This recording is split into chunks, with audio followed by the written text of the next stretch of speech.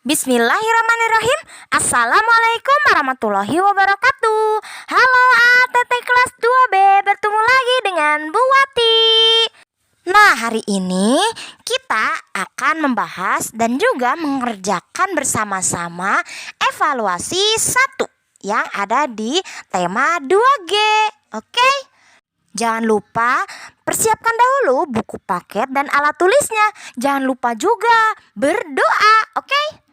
Nah, oke, let's go, kita kerjakan. Nah, sekarang dibuka halaman 40. Nah, di sini ada evaluasi 1. Kita kerjakan bersama-sama ya. Lihat di sini PKN dulu. Oke, yang nomor 1. Contoh perbedaan dalam keluarga adalah A. Kakak tidak mau menemani adik bermain. Wah, ini bukan. Nah, kalau yang B, kakak berambut keriting sedangkan adiknya berambut lurus. Nah, ini benar sih, kita tandain dulu ya. Yang C, ayah menasihati anak-anaknya. Ini tidak. Nah, berarti yang mana? Yang B, kita silang. Oke, nomor 2. Salma beribadah di masjid. Linda beribadah di gereja. Salma dan Linda berbeda. Nah, lihat. Ada yang ibadahnya di masjid, ada yang di gereja. Berarti ini berbeda apa? A. Kegemaran. Oh, ini bukan. B. Agama. Ini benar, kita tandain dulu. C. Jenis kelamin. Tentu saja tidak, karena Salma dan Linda ini sama-sama perempuan. Berarti ini salah. Berarti yang benar adalah agama. Kita silang yang agama. Nah, nomor 3. Lihat, ada gambar. Di sini perhatikan gambar berikut ini. Gambar menunjukkan tempat ibadah umat. Wah, ini gampang sekali. Pasti kalian tahu. Tentu saja agama Islam, agama kita. Nomor 4. Kebersamaan dalam keluarga akan tercipta jika anggota keluarga berbicara A. Kasar, B. Sopan, atau C. Memaki-maki. Tentu saja sopan. Nah, oke. Nomor 5. Kebersamaan membuat hidup menjadi. Oke, nanti ibu akan menuliskannya. Tring. Nah, jawabannya adalah kebersamaan membuat hidup menjadi damai dan rukun. Oke? Nomor 6. Apa yang harus dilakukan anggota keluarga agar tercipta kebersamaan? Oke, ibu akan tuliskan. Tring. Nah, sudah ibu tuliskan. Nah, yang pertama, bicara sopan. Nah, ini agar keluarga tercipta kebersamaan, damai, rukun. Dan juga yang kedua, rukun dengan anggota keluarga. Maksudnya adalah tidak bertengkar, harus saling menyayangi. Oke? Oke, lanjut nomor 7. Nomor 7. Cerita yang tidak benar-benar terjadi disebut. Nah, disebut dengan dongeng. Kalian harus ingat ya, cerita yang tidak benar-benar terjadi disebut dongeng. Nah, nomor 8. Kadal berbohong kepada gajah. Kadal juga menipu beruang. Tokoh dongeng yang memiliki sifat tidak baik adalah, nah, ayo apa? Kadal, karena dia berbohong dan juga menipu. Menipu juga termasuk berbohong. Itu sifat yang tidak baik. Berarti ya apa? Kadal. Nah, yang A. Oke, nomor 9 dan 10. 9 dulu. Sakuntala terjatuh dalam telaga. Kata telaga sama artinya dengan kata. Nah, telaga ini artinya adalah danau. Oke? Danau. Nomor 10. Teman-teman Becky datang menjenguk. Becky mengucapkan titik-titik kepada teman-temannya. Kira-kira apa ya? Lihat, pilihannya ada di atas ternyata. A. Maaf. B. Terima kasih. Atau C. Selamat. Nah, tentu saja terima kasih. Jadi Becky mengucapkan terima kasih. Terima kasih ya teman-teman sudah menjenguk aku yang sedang sakit. Nah, itu dia. Terima kasih. Nomor 11. Sakuntala menggunakan biji jagung sebagai umpan. Arti kata umpan adalah, oke, Ibu akan menulisnya di sini. Tring. Nah, arti kata umpan adalah makanan atau sesuatu untuk menangkap binatang. Nah, jadi contohnya kita mau menangkap ikan. Nah, kita memberi umpan cacing agar ikannya tertangkap. Oke, nomor 12. Kakak di wisuda hari Sabtu. Salinlah dengan menggunakan huruf kapital secara tepat. Oke, Ibu akan tulis di sini. Tring. Oke, sudah Ibu tulis. Nah, di sini ada kakak. Oh, kaknya kurang satu. Di wisuda hari Sabtu. Nah, huruf kapitalnya itu ada nama hari di sini, Sabtu. Dan jangan lupa di akhirnya memakai titik. Oke? Oke, lanjut kita ke matematika. Semoga kalian sudah melihat video dari Pak Ojan ya. Lihat di sini ada nomor 13. Gambar yang menunjukkan dua bagian yang sama besar adalah, lihat, yang A ada kue cupcake yang dipotong, apakah sama besar? Tentu saja tidak. Yang B, lihat apel dibelah dua, apakah sama besar? Ini benar. Oke, tandain dulu. Lihat di sini ada melon dibelah, ternyata berbeda nih. Ada yang kecil, ada yang besar. Berarti ini salah. Berarti jawabannya adalah yang B. Nomor 14. Jika suatu bidang dibagi dua sama besar, nah seperti ini, apel dibelah dibagi menjadi dua sama besar, maka masing-masing bagian bernilai A seperempat. Seperempat itu seperti ini. B setengah. Setengah. Atau C 1. Nah, tentu saja yang setengah. Ini setengah, ini setengah. 1 dibagi 2. Nah, nomor 15. Ibu memotong semangka menjadi 4 bagian sama besar. 4 bagian sama besar. Setiap semangka menunjukkan pecahan. Nah, ada semangkanya dibagi 4 sama si ibu. Sama besar.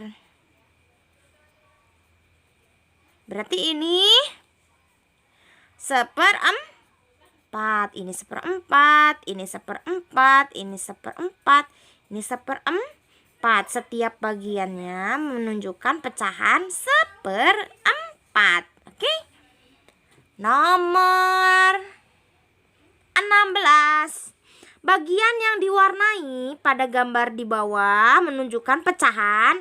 Lihat, ini persegi panjang dibagi menjadi berapa bagian? 1, 2, 3, 4. Wah, dan yang diarsir 1. Berarti ini adalah seperempat. 1 dari 4 bagian. Oke, nang A. Nomor 17. Bagilah gambar di bawah menjadi 2 bagian yang sama besar. Nah, jika ditanyakan dalam pecahan masing-masing bagian bernilai, oke, kita bagi 2 menjadi yang sama ya, 2 bagian sama. Nih, seperti ini. Boleh seperti ini. Nah, ini sama besar ya, harus sama besar. Gak boleh terlalu kecil, terlalu besar. Ini nilainya adalah setengah. Ini juga setengah. Oke, yang 18. Lihat di sini. Bagilah. Apa ini? Nomor 18. Bagilah gambar di bawah menjadi 3 bagian sama besar. Oke. Oke, dan juga nih, berapa nilai masing-masing bagian jika dinyatakan dalam pecahan? Oke, di sini tugasnya yaitu 3 bagian sama besar dibagi menjadi 3. Oke, gambarnya seperti ini ya kalau dibagi 3. Nanti kalian tulis di buku paket kalian, oke? 1, 2, 3. Nah, 3 bagian yang sama besar. Ini nilainya, ini sepertiga. Ini sepertiga. Ini seperti 3. Seperti itu. Oke, lanjut yang PJOK. Nah, ini Ibu akan bantu menjawabnya ya. Kalian harus diingat agar kalian menjadi pintar dan juga menjadi tahu, oke? Yang 19. Sebelum berenang harus melakukan titik-titik terlebih dahulu. Nah, sebelum berenang kita harus melakukan pemanasan dahulu agar otot-ototnya tidak kaku, menjadi lemas dulu, agar tidak cedera, tidak kram saat berenang. Kita harus melakukan pemanasan. Nomor 20. Gerakan pengenalan air dilakukan di A. Lapangan. Kita lihat pilihannya ada di belakangnya. Tadi lapangan, lalu kolam renang atau kamar mandi. Nah, berarti apa nih jawabannya? Gerakan pengenalan air. Pengenalan air berarti di kolam renang. Masa di kamar mandi?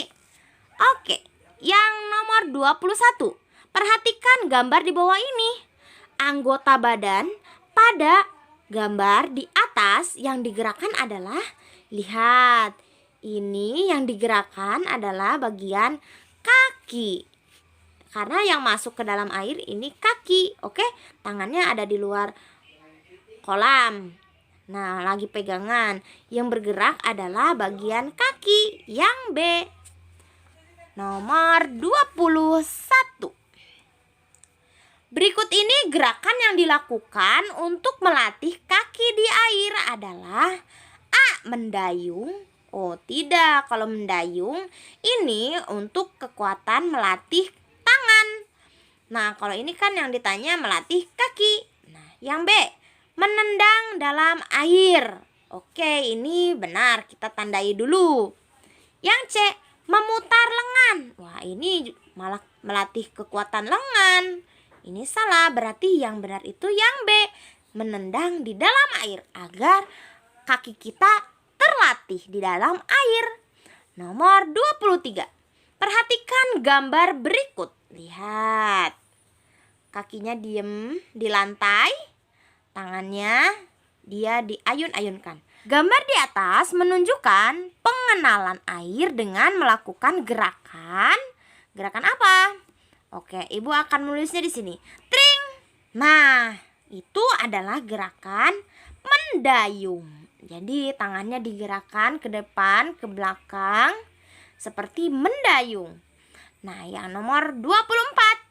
Jelaskan pemanasan yang perlu dilakukan sebelum kamu masuk ke dalam kolam renang. Nah, pemanasan yang perlu dilakukan sebelum kamu masuk ke dalam kolam renang adalah bisa pemanasan lengan.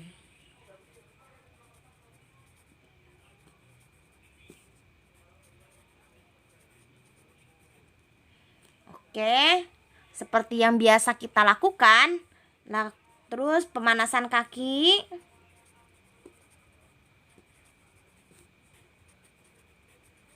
Dengan cara berlari boleh. Berlari boleh, terus apalagi ya? Loncat-loncat juga gerakan kaki.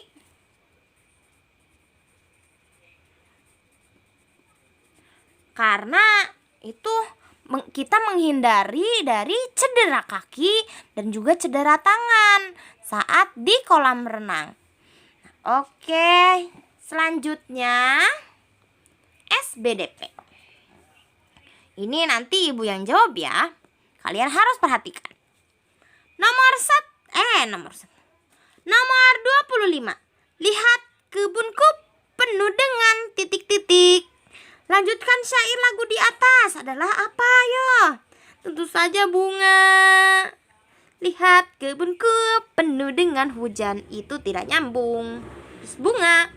Yang 26. Jika botol kosong dipukul dengan sendok logam akan mengeluarkan, tentu saja mengeluarkan suara. Masa mengeluarkan api? Oke, yang nomor 27. Lagu Lihat Kebunku diciptakan oleh siapa? Diciptakan oleh Pak Kasur. Oke, kalian harus ingat ya, Lihat Kebunku itu diciptakan oleh Pak Kasur namanya. Nomor 28. Berikut ini benda yang mengeluarkan bunyi paling keras jika dipukul dengan pensil adalah A. Pensil, B. Kertas, atau C. Gelas. Tentu saja gelas yang saat dipukul suaranya sangat keras atau nyaring. Nah, nomor 29. Keras dan lembutnya bunyi disebut dengan dinamika. Dinamika. Oke. Nomor 30. Bertepuk tangan adalah contoh menghasilkan bunyi dari anggota tubuh. Sebutkan contoh lainnya. Nah, di sini bertepuk tangan contoh menghasilkan bunyi dari anggota tubuh. Nah, anggota tubuh lain yang menghasilkan suara yaitu mulut. Mulut mengeluarkan suara bersiul. Nah, bersiul-siul. Seperti itu contoh lainnya. Mulut menghasilkan bersiul. Jadi mengeluarkan suara. Nah, oke, sudah selesai. Alhamdulillah, kita sudah membahas evaluasi 1 yang ada di tema 2G. Kalian luar biasa. Jangan lupa kalian harus selalu mempelajarinya dan mengingatnya agar ilmu yang sudah Ibu berikan bermanfaat untuk kalian, oke? Sekian dari Bu Ati hari ini. Wassalamualaikum warahmatullahi wabarakatuh.